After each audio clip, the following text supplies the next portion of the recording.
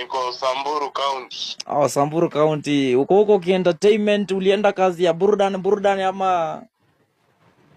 Hapana, kikazi tu. Oh. Bana, sasa mimi nimekupigia simu kwa sababu ya kuna issue 1 hapa, nataka tubonge kidogo. Yes.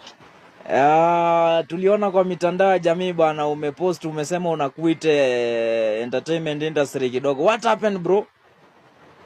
Hiyo ni ukweli, nilipost. Enyewe kwa hii maisha masaibu ni mengi, masaibu kama gani alikukumba kidogo hivi ndio ukaona mazee? Aida. Niliamka tu nikajikuta nimepost. Nikasema story na comedy, music industry imeshuka. But nikakuja nikajieka mkutano chini, nikaona yenyewe isipoa, mafans wamelalamika. Na ningependa kuambia mafans wangu wanisamehe sana juu najua nilikuwa naenda njia kombo. But now nimejigundua I was wrong.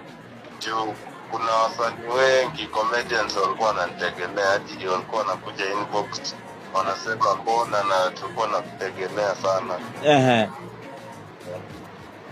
So utarudi kwa industry ama utarudi ni break tu umechukua kidogo lakini utarudi kwa industry?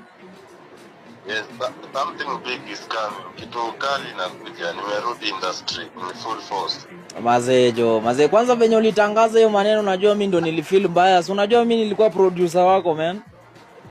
Bana, I'm sorry. Mazee, tumekumiss kwa industry bana. Wewe fanya makeke zurudi man. The king is back now. The king is back. Yo mazee, shukrani sana mazee, mimi nimefurahi sana kusikia utarudi kwa industry. Nimeenjoy sana mazee, as your producer nimejua kazi itaongezeka. Bana, siku zombo man bana.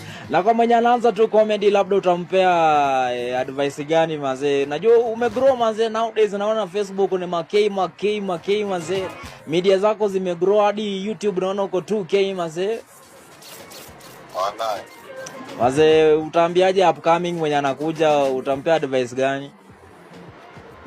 Advice nazowapatia ni wajitume.